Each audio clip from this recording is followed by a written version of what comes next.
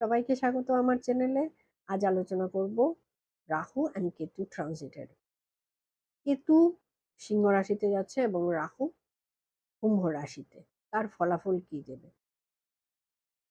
কেতু সিংহ রাশিতে যাওয়ার ফলে যাদেরই রবি খারাপ, রবি কেতু যুক্ত, রবি রাহু যুক্ত এবং মেলিফেন্ট কন্ডিশনে, অ্যান্ড যাদের অক্টোবর মান্থে জন্ম, নভেম্বর অক্টোবর, বিশেষত অক্টোবর মান্থে জন্ম, তারা কিন্তু খুবই অ্যালার্ট হয়ে থাকবেন নিজেদের শরীর স্বাস্থ্য নিয়ে। চোখের সমস্যা, হার্টের সমস্যা এবং হাড়ের সমস্যা আসতে পারে।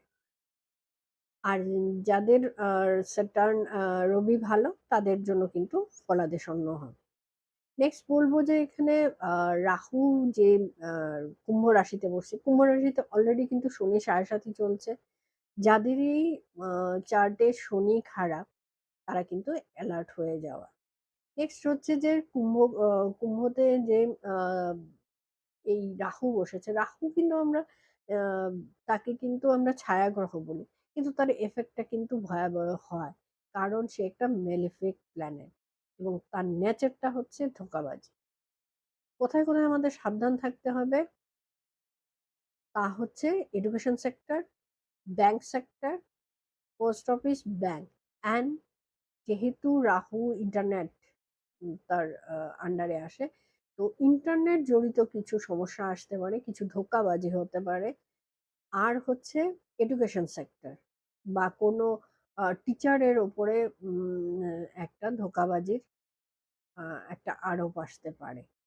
তো ক্লিয়ার হয়ে থাকা উচিত যে আমাদের চার্টে কিভাবে আছে, কারণ সে তার নেচারটা সে দেবেই।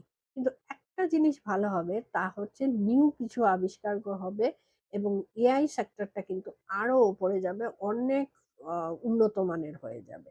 সেখানে কিন্তু রাহু এই ফলটা দেবে।